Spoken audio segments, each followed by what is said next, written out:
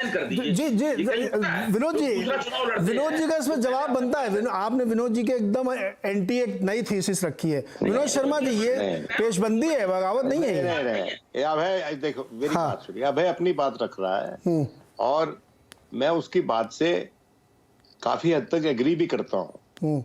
मैं उन पत्रकारों में से नहीं हूं जिसने कोई फॉर्मूला दिया था। मैंने यही बात पहले दिन रेज की थी हाँ। कि you can't be placing the cart before the horse.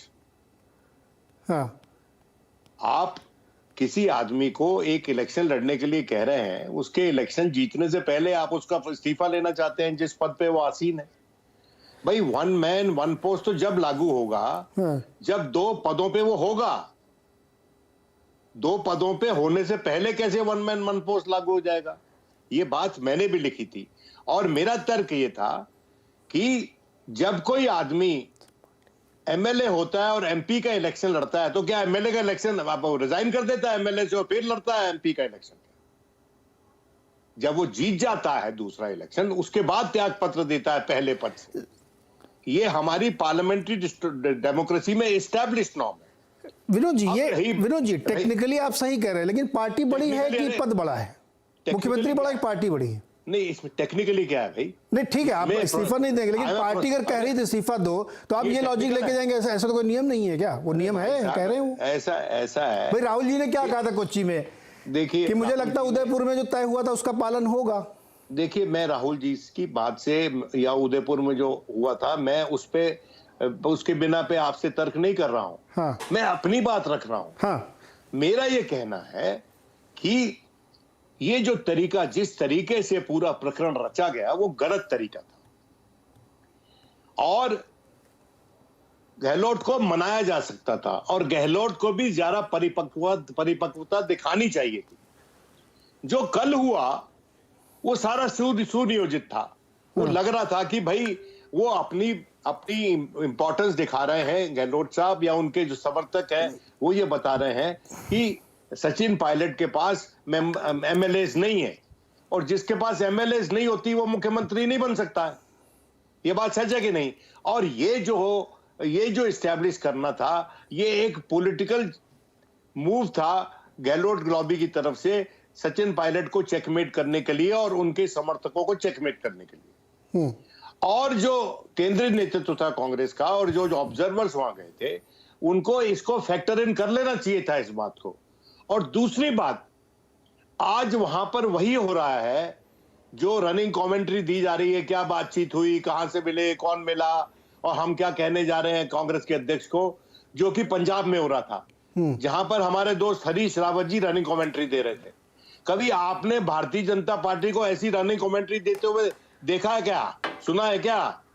और आपने सवाल भी पूछे हैं क्या नीरज जी?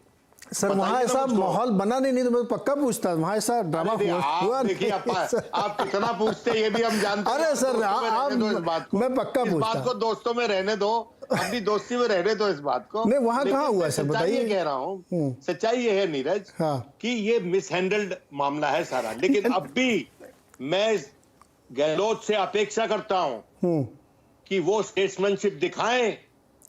वो एक सीनियर कांग्रेस लीडर हैं, 3 बार मुख्यमंत्री रहे हैं।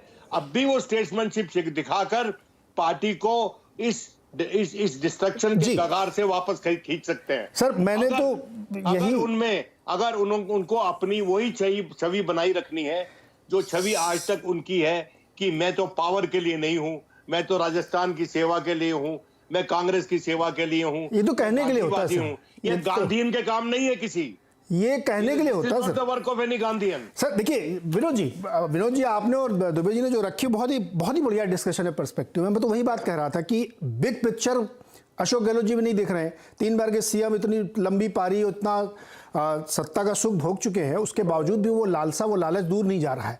लेकिन मैं आप विनोद अग्निहोत्री जी आपके पास आता हूँ, आपकी रीडिंग क्या है इसमें? थोड़ा क्रोनोलॉजिक देखिए। जब दिल्ली बुलाया गया था अशोक गहलोत जी को, जब उन्होंने ये बयान दिया था कि ऐसा कोई नियम नहीं है कि एक आदमी 2 पद नहीं रख सकता और ये उस पर लागू होता जिसको अपॉइंट किया गया, हम तो इलेक्टेड हैं, उसके बाद उनको दिल्ली बुलाया गया, राहुल जी का बयान आया तो उन्होंने बयान बदला। तो जब वो मिलके आए थे दिल्ली में, उसके बाद तो उनको पता था ना, लेकिन दिल्ली आने से पहले उन्होंने सीएलपी की बैठक बुला के क्या तय किया था? वो ये पूरा ड्रामा करके गए थे ना फिर, विनोद अग्निहोत्री जी। देखिए नीरज जी, मैं विनोद शर्मा जी और अभय दुबे जी की दोनों की बातों से लगभग सहमत हूँ। सर दोनों कैसे सहमत हो सकते हैं? एक से होइए ना। दोनों अलग अलग बातें हैं। विषयांतर हो जाएगा। जी जी जी, अलग अलग वास्ते नहीं है। देखिए बिल्कुल दोनों का जी मैं इसलिए नहीं वो, चूंकि अभय दुबे ने बहुत व्यवहारिक बात कही है। हाँ। जो प्रैग्मेटिक पॉलिटिक्स है वो यही होती है। हाँ। और विनोद शर्मा जी ने आइडियल बात कही कि होना ये चाहिए था, जो हम सब ये चाहिए, लेकिन जो प्रैग्मेटिक पॉलिटिक्स है वो विनोद अभय जी ने कही। मैं इसको थोड़ा सा और चीजें इसमें जोड़ता हूँ, उनको रिपीट करने का कोई फायदा नहीं है। मुझे लगता है कि ये बताइए, दो तीन चीजें हैं। कांग्रेस लीडरशिप को ये मालूम था कि सचिन पायलट और अशोक गहलोत के बीच में क्या रिश्ते हैं, बातचीत तक नहीं होती दोनों के बीच में। तो जब अगर कांग्रेस हाईकमान ने ये मन बना लिया था कि अशोक गहलोत को कांग्रेस का अध्यक्ष बनाया जाएगा और सचिन पायलट को मुख्यमंत्री बनाया जाएगा, जैसा कि परसेप्शन क्रिएटेड है सब जगह, और सचिन पायलट के नजदीकी लोगों ने और कांग्रेस तमाम नेताओं ने कहना भी शुरू कर दिया था, और जिस तरह सचिन पायलट जाके विधायकों से मिल रहे थे राजस्थान में और करीब 100 से ज्यादा विधायकों से उन्होंने 1-to-1 बात की, तो ये मैसेज हो गया था कि वो मुख्यमंत्री बन रहे हैं। अशोक गहलोत इसके विरोध में थे। क्या अशोक गहलोत और सचिन पायलट को एक साथ बिठा करके कांग्रेस के लीडरशिप ने या किसी बड़े नेता ने बात की? क्यों नहीं की? ये होता रहा है, अगर दो विरोधी नेता हैं तो उनको बिठा के उनके बीच में एक अंडरस्टैंडिंग बनाई जाती है। ये तो पंजाब में भी नहीं किया। ये जो बात विनोद शर्मा जी कह रहे हैं या नहीं, तो पंजाब सामने तो है ना, देख लो। नहीं किया तो देख लो सामने क्या हुआ पंजाब में। तो आप पंजाब दोहराना चाहते हो क्या? उससे सीखना, सबक लेने की बजाय आप वही करना चाहते हो क्या? भाई एक अच्छे स्टेट को आपने आम आदमी पार्टी को सौंप दिया, दूसरा किसको सौंपोगे? अब ये तो पहली मतलब कोशिश होनी चाहिए कि दोनों आप अलग अलग मिल रहे हैं। सोनिया जी से अशोक गहलोत अलग मिल रहे हैं, सचिन पायलट अलग मिल रहे हैं, राहुल जी से अशोक गहलोत अलग मिल रहे हैं, सचिन पायलट अलग मिल रहे हैं। अरे भाई एक साथ बिठा के दोनों के बीच पहले तो संवाद कराइए अगर आपको बनाना है, और अशोक गहलोत को जिम्मेदारी दीजिए कि आप इसको इंश्योर करिए, और उनको इंश्योर करिए कि आपके सारे हित सुरक्षित रहेंगे, सचिन पायलट आपके कमांड में रहेंगे। ये सारी चीजें की जाती है, एक अंडरस्टैंडिंग बनाई जाती है, एक तरीका, एक मैकेनिज्म बनाया जाता है जो कि वरिष्ठ नेता करते रहे। वैसा कोई नेता आज की तारीख में कांग्रेस पार्टी के भीतर नहीं है अहमद पटेल के जाने के बाद। दूसरी बात, जो कांग्रेस के स्टेट इंचार्ज है अजय माकन साहब, जो आज रनिंग कमेंट्री दे रहे हैं, जनाब विनोद जी कह रहे हैं, उनकी जिम्मेदारी नहीं थी क्या? उन्होंने इस क्राइसिस को पहली बात तो वो कहीं राजस्थान में दिखाई नहीं पड़ रहे थे, और जबकि ये मसला चल रहा था पिछले 1-1.5 महीने से, उनको सारी सिचुएशन को एसेस करके हाईकमान को पहले नहीं सूचित करना चाहिए था क्या? जो बात हमको 2:30-3 बजे मालूम हो गई थी कि पैरेलल मीटिंग होने जा रही है, जो दिल्ली के तमाम पत्रकारों को मालूम हो गई थी, वो अजय माकन साहब को नहीं मालूम हो सकती थी क्या? इसलिए कि आप विधायकों से मिल नहीं रहे, आप तो गए और जाके सीएम के घर में बैठ गए और पीसीसी प्रेसिडेंट के पास बैठ गए। विनोद शर्मा जी बहुत लंबे समय से कांग्रेस कवर कर रहे हैं, मैंने भी कवर किया है बहुत सारे।